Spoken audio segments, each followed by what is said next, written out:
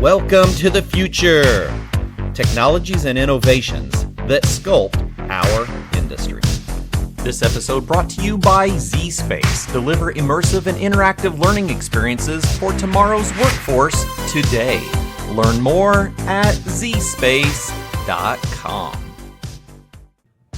All right, everyone. Thank you for joining us once again. We are on day 2 of the National HVACR Education Conference. We're hanging out with Nikki Lester from zSpace. How are you doing? I am well. Thank you very much.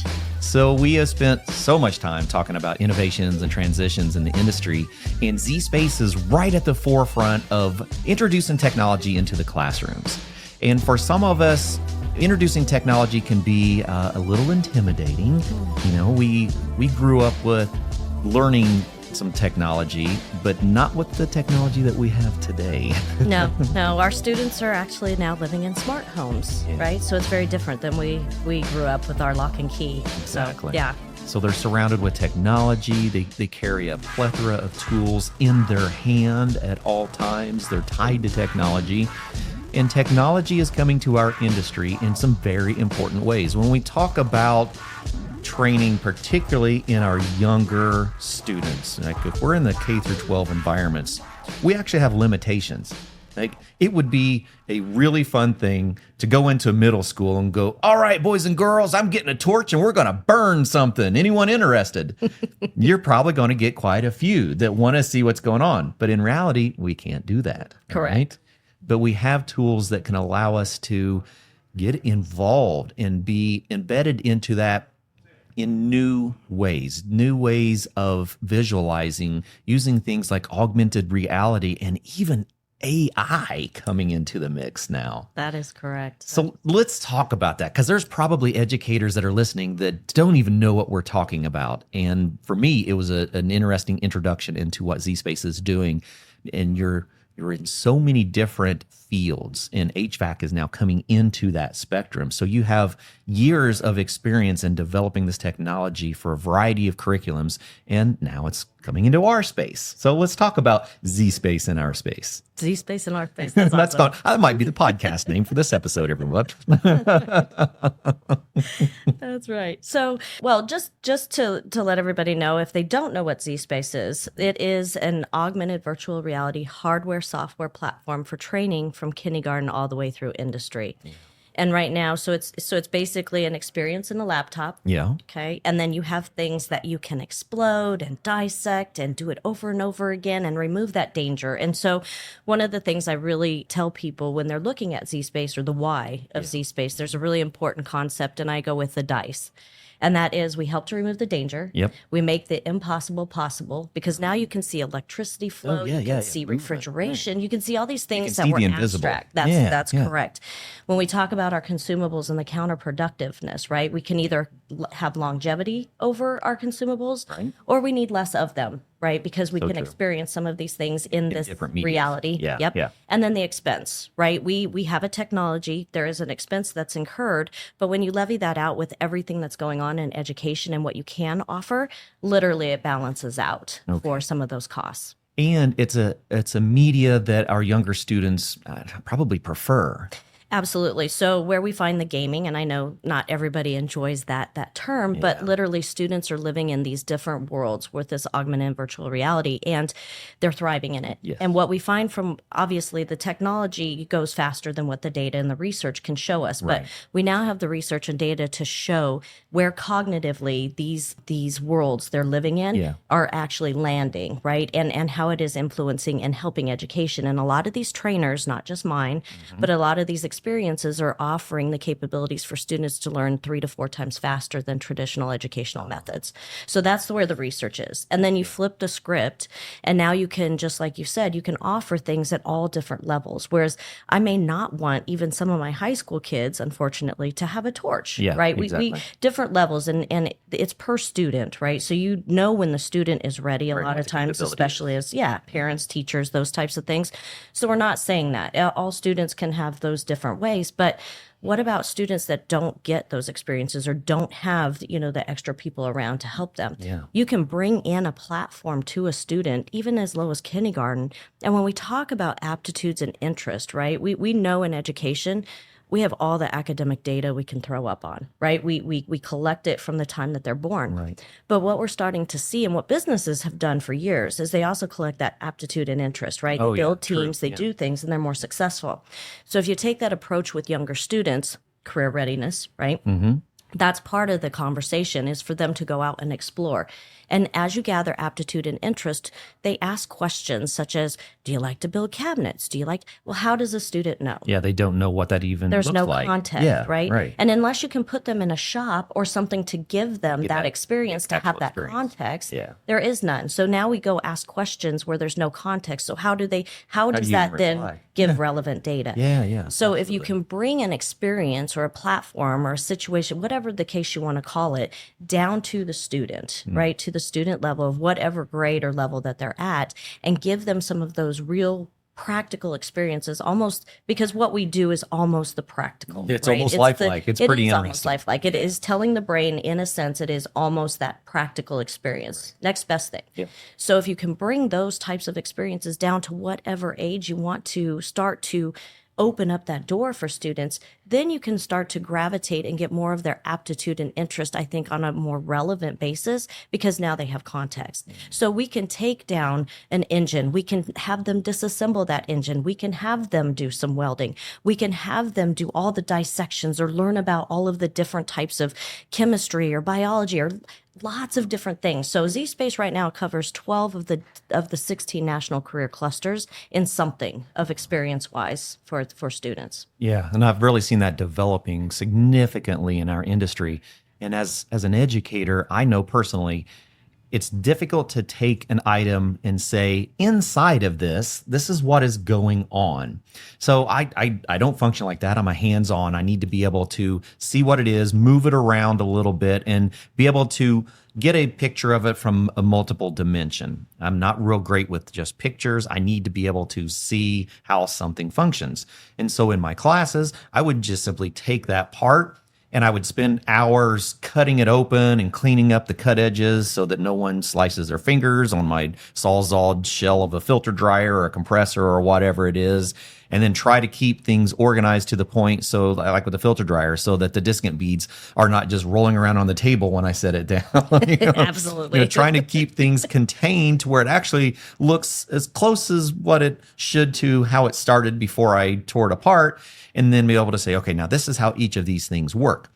So some components we can successfully do that, but many of them we can't, especially when we add things like fluids and, when we have air movement, when we have other properties that we just can't duplicate. Well, we can with technology. Yes, we can. Yeah, and that's the interesting thing that we just don't put into understanding until you see it, and then you go, oh my gosh, that's what I'm trying to say right there. Right. So I'm a prior diesel mechanic many moons ago. Yeah. Right. That was one of my first careers. Yep. I've had many. So when you talk about those abstract concepts, gear rotation, Yep. fluid flow, Yep. electricity, Yep. right? Things that you couldn't visualize. Right. They now can be very visual, right? You can actually see how the fluid is flowing through as the gears are rotating, right? You can see how the pressurization for refrigeration is coming through, right? And what's that look like? Yeah. And there's no risk of it escaping into our environment. So Exactly. again, all of the danger, whether it's to the student or to the environment, all of these things are possible now within these environments from these platforms Wow. of AR and VR. And I have seen so many different organizations, especially non-for-profit organizations, coming to the forefront going, hey, we want to get education and awareness into our younger students to at least show them that there are different paths, and to show them that there are things in their world that they might be interested on working on someday. But boy, you better be on your game to catch their attention. And That's right. this is a great way to do that. It's that introductory to, hey, if you just want to take a peek at how things can be, let me show you. Or if you're already involved with this and you want to dive really deep and get advanced into this, we can actually continue. You can actually start from the 1,000-foot view and then work all the way into the interior of that component. Right. We actually have some of our platforms even at medical schools, right? Yeah. So I can across, believe it. Yeah. up towards the top. Yeah. But going back to your comment about AI, when we talk about our younger generation, right? We now are offering a career readiness solution, which is new, and it has an AI component to it. And so we call it a career coach. Okay. And it is with the thought process of what we talked about before, being able to bring that platform down to our younger students.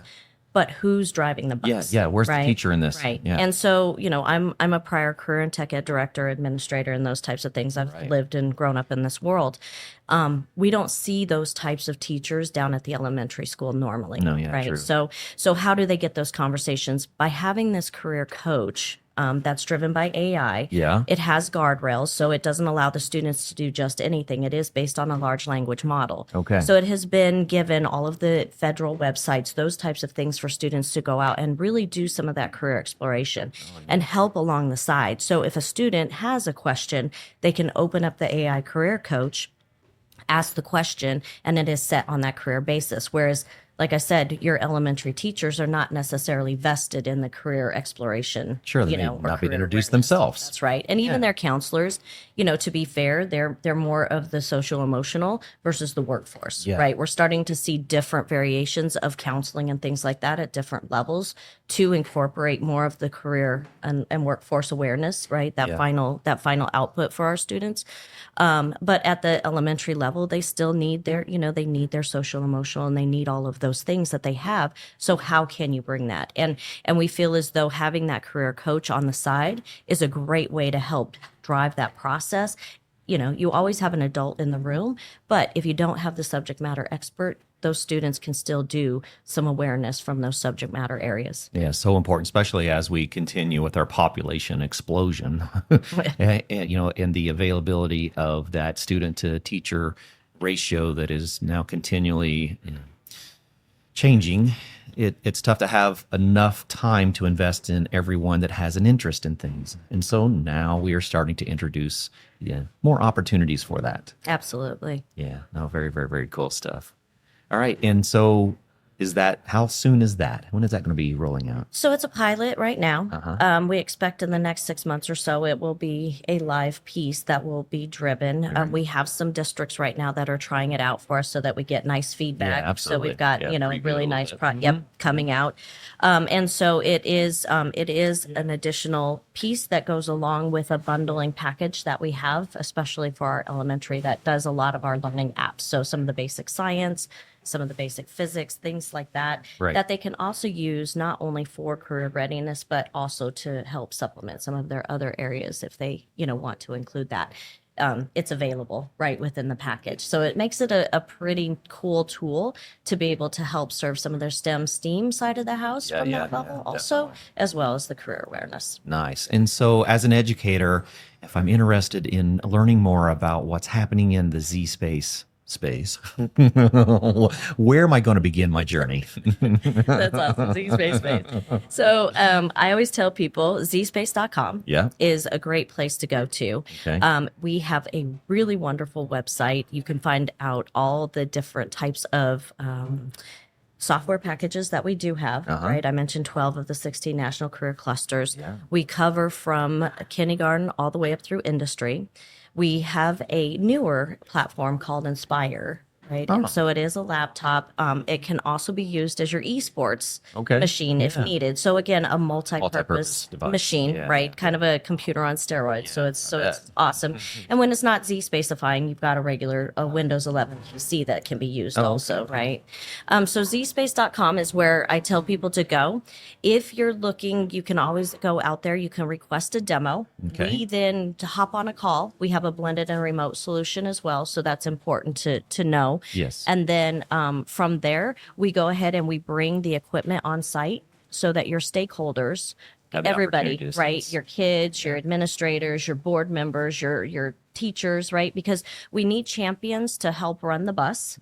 But you also need those people at the top who can help support with writing the tech. Absolutely. You got to prove it to somebody. That's right. So zspace.com is a great place to stop. You'll be able to find out all of the information about the products.